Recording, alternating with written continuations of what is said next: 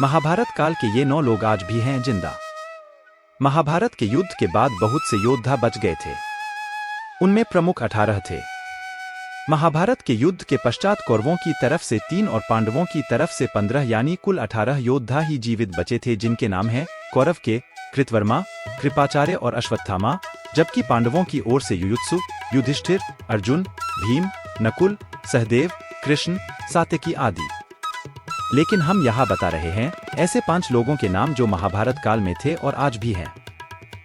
महर्षि वेदव्यास। महर्षि वेदव्यास का नाम कृष्णद्वैपायन था। वे पराशर ऋषि और सत्यवती के पुत्र थे।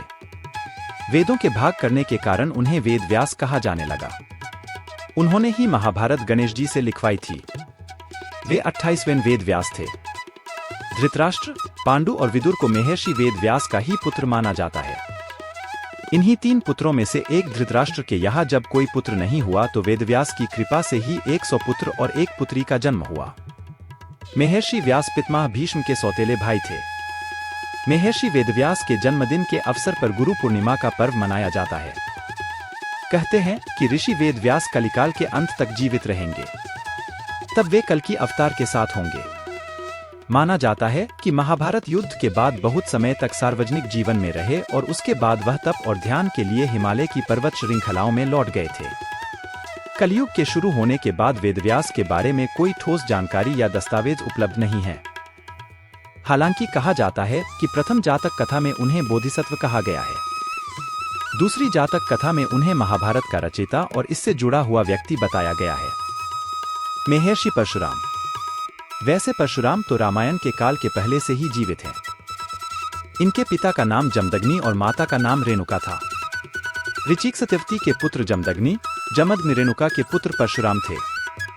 रामायण में परशुराम का उल्लेख तब मिलता है जब भगवान श्रीराम सीता स्वयंवर के मौके पर शिव का धनुष तोड़ देते हैं। तब परशुराम यह देखने के लिए सभा में आते हैं कि आखिर यह धनुष किसने तोड़ा। महाभारत में परशुराम का उल्लेख पहली बार जब मिलता है जब वे भीष्म पितामह के गुरु बने थे और एक प्रसंग के अनुसार उनका भीष्म के साथ युद्ध भी हुआ था। दूसरा जब वे भगवान श्री कृष्ण को सुदर्शन प्रदान करते हैं और तीसरा जब वे कर्ण को ब्रह्मास्त्र की शिक्षा देते हैं। मान्यता है कि परशुराम भी चिरंजीवी हैं। वे भी महर्षि वेदव्यास की तरह कलिकाल में कल्कि अवतार के साथ होंगे।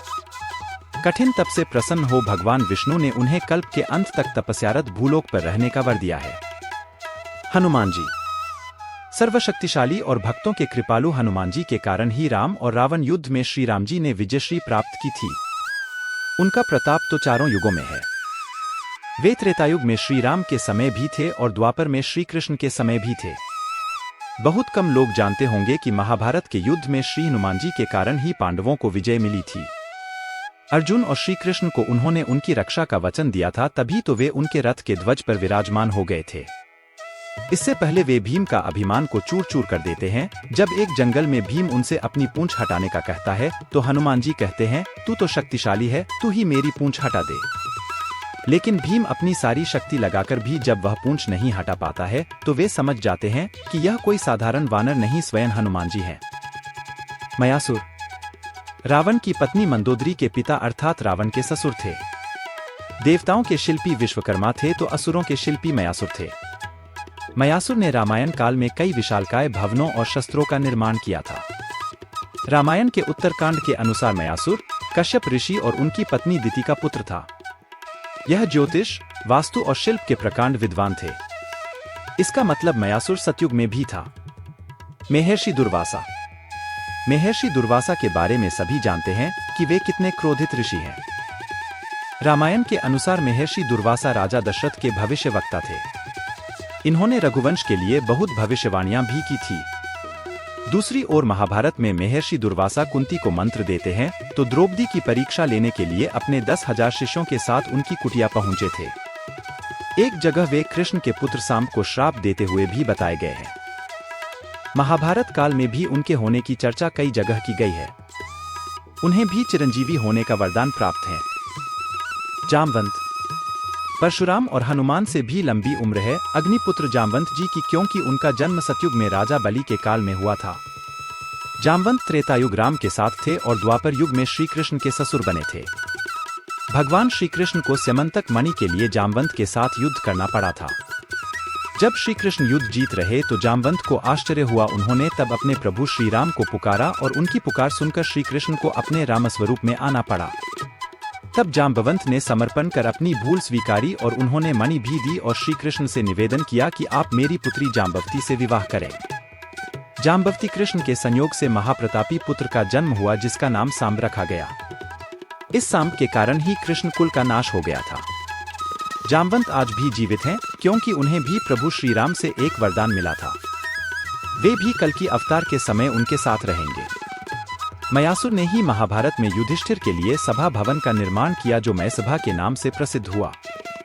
इसी सभा के वैभव को देखकर दुर्योधन पांडवों से ईर्ष्या करने लगा था और कहीं न कहीं यही ईर्ष्या महाभारत में युद्ध का कारण बनी। मयासुर ने द्वारका नगरी के निर्माण में भी अहम भूमिका निभाई थी। मय ने दैत्यराज वृषपर्वन के यज्ञ के अवसर पर बिंदु सरोवर के निकट एक विलक्षण सभागृह का निर्माण कर अपने अद्भुत शिल्पशास्त्र के ज्ञान का परिचय दिया था। मयासुर आज भी जिंदा है। अश्वत्थामा। अश्वत्थामा द्रोणाचार्य का पुत्र और रुद्रा का अवतार था। अश्वत्थामा को संपूर्ण महाभारत के युद्ध में कोई हरा नहीं सका था। हालांकि इसमें संदेह है कि अश्वत्थामा आज भी जिंदा है या नहीं, क्योंकि भगवान श्री कृष्ण ने उसे 3000 वर्षों तक सशरीर भटकने का श्राप दिया था। कुछ लोग भविष्य पुराण का हवाला देकर कहते हैं कि वे कलयुग के अंत में जब कल्कि अवतार होगा तो उनके साथ मिलकर धर्म के खिलाफ लड़ेंगे।